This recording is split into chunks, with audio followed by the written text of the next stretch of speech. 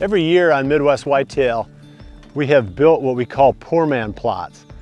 And if you look over my right shoulder, this is the one that we did last year. I'm not going to do one from scratch this year just because I don't have enough locations left on the farm. We've just gone through and we've created so many of these now that I've run out of spots. But we can go back and we can look at this one and we can see what it looks like now, and I can take you through the steps that I used last year to make it. This one was probably the lowest amount of effort and expense of any that I've ever done. So we'll walk through that process. Let's go out there and take a look at it.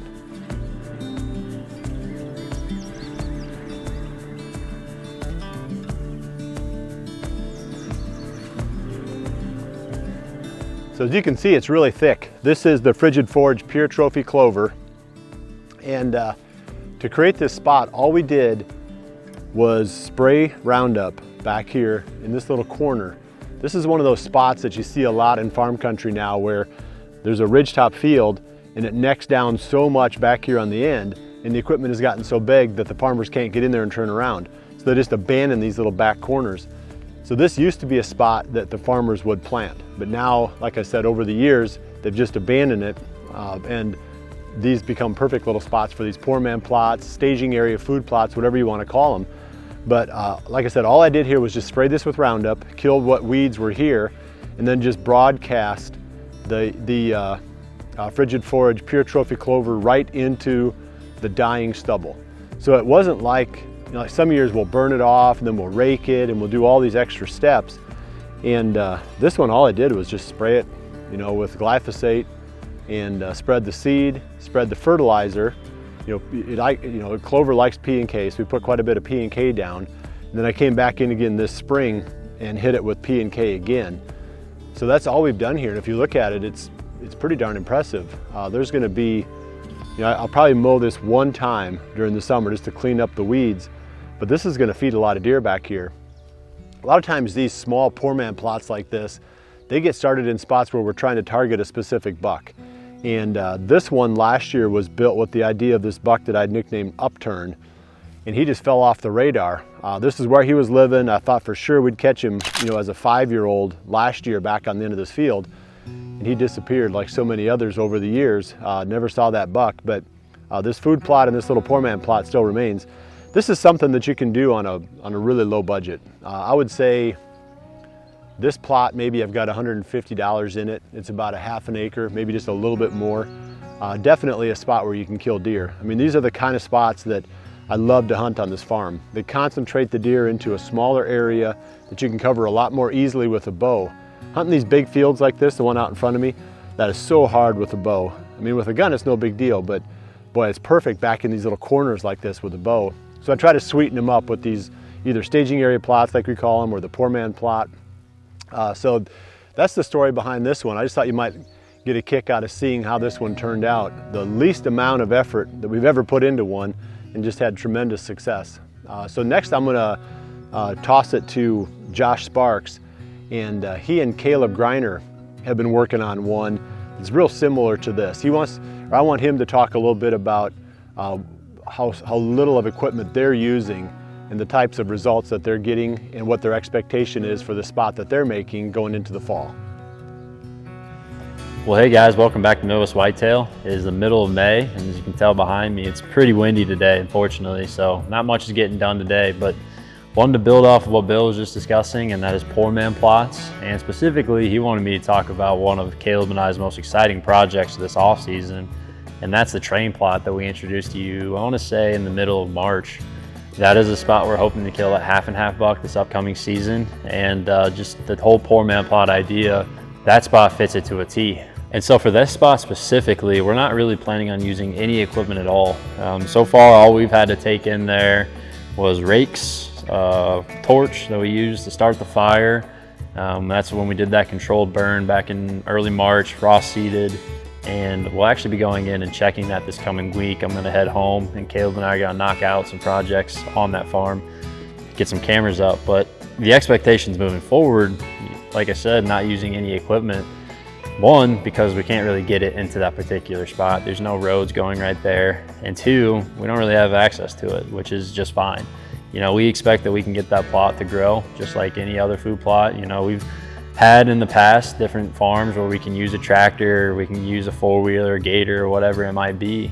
But as far as that spot goes, at most what we're envisioning being able to use a garden tiller, which is gonna work just fine for that should we decide to till it up. You know, the next few steps for that, like I mentioned, it's only mid-May, so we have a while before we have to decide. Potentially, we're either just gonna leave it in clover, which then therefore it's just maintaining the grasses between now and then, or we're gonna go in with a garden tiller, till it up, and potentially put big and beastie in there. We haven't quite decided yet, but still have some time to decide on that.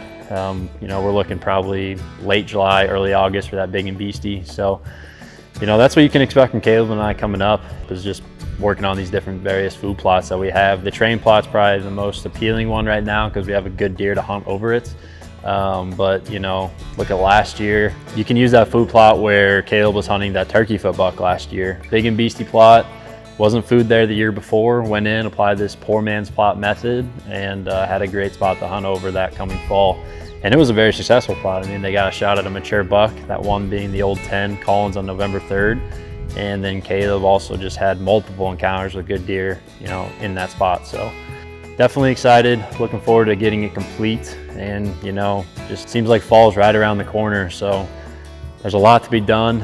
And over the next few weeks, Kaleb and I are gonna bring you along step by step. So hopefully it works out. And this fall, we're sitting behind a good deer. I'm really impressed with how well this spot is doing. I can't get over, with as little amount of work as I put into this, the amount of forage that there is here. But next on the episode, we're gonna go to another one of these throwback hunts. And this one is one, I'm sure you've seen the hunt. If you're a fan of Midwest Whitetail at all, you've probably seen the hunt. It's a deer that Jared Mills killed, I think it was during 2016. I'm not 100% sure, but I believe that it was. I'm sure it'll come up here pretty quick when his segment starts. But this was a tremendous buck, beautiful deer. But we're gonna get into the backstory a little bit more this time.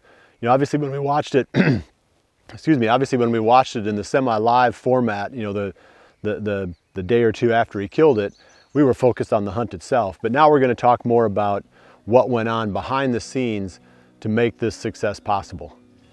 All right, I'm out here this morning trying to film Grant and Max fill their final turkey tags, but we're kind of getting whooped right now, so I figured it'd be a good time to knock out this interview. This week's show, we're looking back at a hunt I had in 2016 and just kind of some of the parts of the story that haven't really been told, and some of the background information on that hunt and that farm and how I got permission and stuff like that. I actually didn't get access to this farm, or didn't get permission on this farm until really late in the year. I can't remember exactly when the date was, but my first hunt was October 14th, so the season had already begun. And obviously in that case, it really limits the scouting you're able to do on a piece of property. So my mentality, or my strategy, I guess, going into hunting that property was to do a lot of quote-unquote observation sits, for lack of a better term. It wasn't necessarily that I was taking myself out of the game, but I was sitting stands that I could at least see a lot. Maybe didn't put me in the best position to get a bow shot at a deer, but I could at least see a lot. And my plan was just to adjust every single hunt. So that's what I did. From the time I started hunting that farm on October 14th to when I killed my buck, it was just a constant string of adjustments. So I would have it sit, I would see the deer movement, whether it's a buck or does or whatever it was. I was just trying to learn the overall deer movement of the property. So I would adjust. I'd move my stand 100 yards and see where the action was, move it another 100 yards. I would just bounce around. It would actually be pretty funny if I took a map and tried dropping pins on everywhere that I sat. I don't know that I sat a single tree more than once, maybe twice. I was just bouncing around all over the property, and it eventually worked out, but that was my strategy, doing that as well as obviously monitoring trail cameras and seeing how the deer movement, or what I could learn about the deer movement from that. So while bouncing around and hunting this property, I was still trying to be as smart as possible with my access and not doing too much damage as far as intrusion on the property. Still trying to learn it without running deer off onto the neighbors, obviously. But I will say I continued to get more and more aggressive as the season progressed. It was almost like you start to get that nothing to lose mentality. And by the time the third week of November rolled around, which, by the way, if someone was to ask me what my favorite week of hunting is, that would be it. I've encountered way more big deer that third week, which I know is a little bit different than what a lot of people will say, but just my personal experience, I've encountered a lot of big deer that third week. And so that was the time frame I killed my deer on this farm in this particular year. And I was really getting to that nothing to lose mentality. The rut was, starting to wrap up a little bit. And on this particular morning, the wind was super light, real light east wind, which in basically every circumstance I've ever had means it's just gonna swirl. And my setup, I was where 3 ditches were kind of meeting, which resulted in a little more swirling. So I was really counting on my thermals to help me out that morning. But like I said, it was time to just get in there.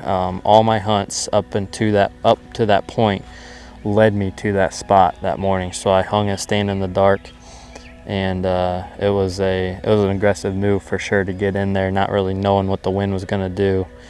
But I didn't really have much time left as far as rut movement and approaching gun season, so I'll let you guys watch a little bit of that hunt. We just had a turkey gobble a couple times, so we're gonna try to set up on him. I'll come back and talk a little bit more about just hunting these permission farms in general. Well, the sun's just about to peek over the horizon here. Morning of November 21st. Zach and I are settled in here. This is the spot. I told Zach on the way in here that I fully expect the wind to be swirling. It's really calm, first of all.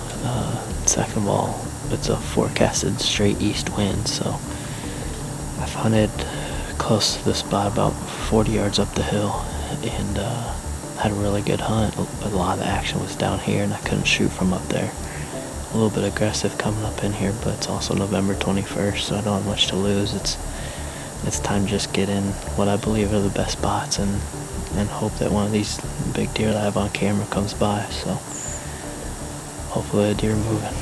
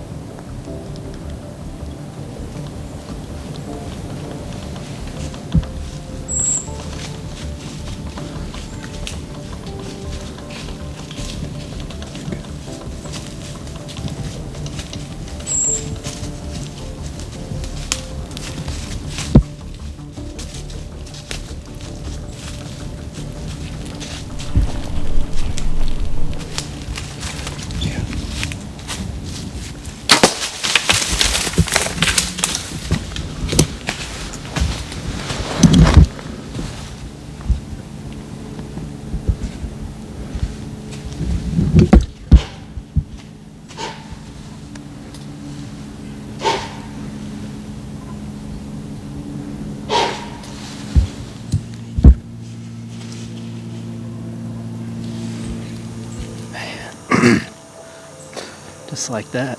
I mean, the sun is just coming up. First deer we see, that's a stud of a deer. I'm not even 100% sure what deer that is. He's a stud.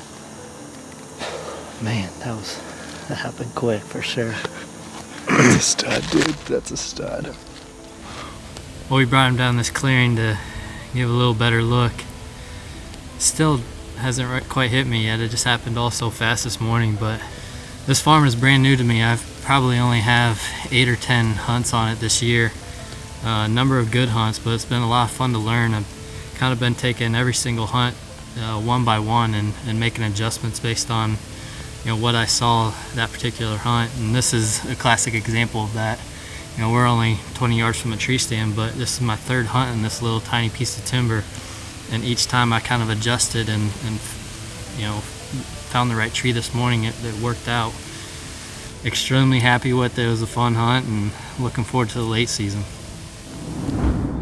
Well, no luck on the turkey. We got beat yet again. But as I mentioned, that was a farm I had permission on, and that was actually the one and only year that I got to hunt that farm.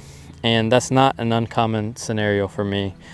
I've lost and gained permission on so many farms over the years. In fact, it's kind of interesting, but I've only ever killed 2 bucks on the same farm twice. Every other buck I've killed has been on a new piece of property, and there's a lot of reasons for that. Like, for example, this particular farm that you just watched the hunt from, I had a good season. I had a lot of encounters with a lot of big deer, had a lot of trail camera pictures of a lot of big deer, and all my hunts and all my information is public, obviously by airing these. So anyone can watch them, including the landowners. And in this particular case, I think the landowner saw all the good deer and the potential for the good hunting, and decided that he wanted to maybe just keep it for himself for hunting, and that's fine, that's great. But it is a byproduct of the way things work with airing these hunts. And I love the video aspect, don't get me wrong, but I'd be lying if I said that there weren't days where I wish no one knew what I was hunting, where I was hunting, how I was hunting, all that stuff. That anytime you're hunting big deer and you're showing everything, there's an extra amount of attention that's brought to it, and I personally don't love that. But it's a trade-off, because I've also had a lot of opportunities given to me from the filming. So there's definitely a trade-off there, but when it comes to keeping permission on farms, it's for sure a challenge. I've had cases like what I just mentioned. I've had cases where farms sell. I've had cases where landowners just didn't like the extra attention of, whether it's people driving around the neighborhood more because they know they know what kind of deer are on there by watching the show. There's just a lot of extra attention when we air these things, especially in the format that we do, where everything's airing during the season. People can make real-time adjustments based on what they see in these videos. So it's tough, and anyone out there knows how hard it is to get permission in the first place on these farms. But in my opinion, keeping permission is even tougher.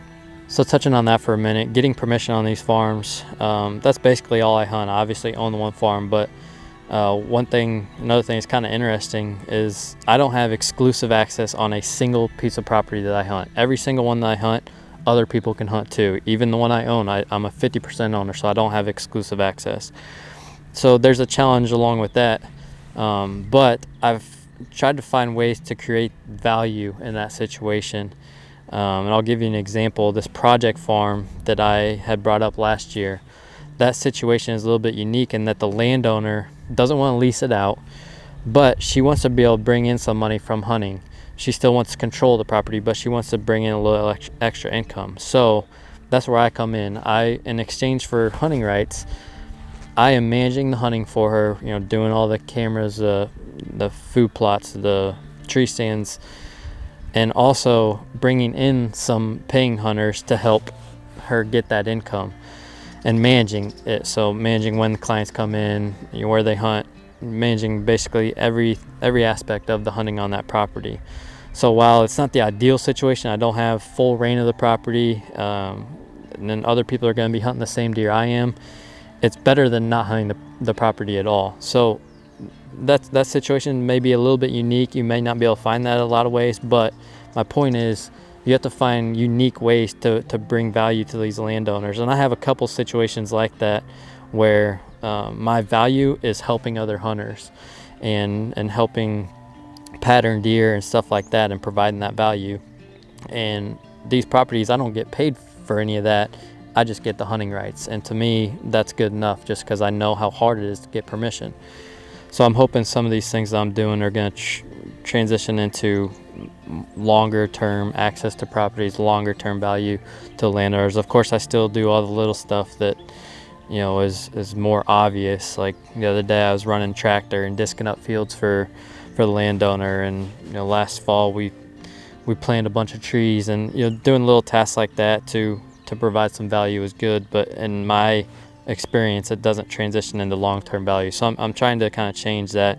And I guess my advice to anyone out there looking to get permission on properties would be to don't overlook the situations where someone's already hunting it. A lot of times that will be the first question you'll ask is, you know, do you allow anyone hunting? And they come back with, yeah, my, you know, whoever hunts it already, and then you walk away.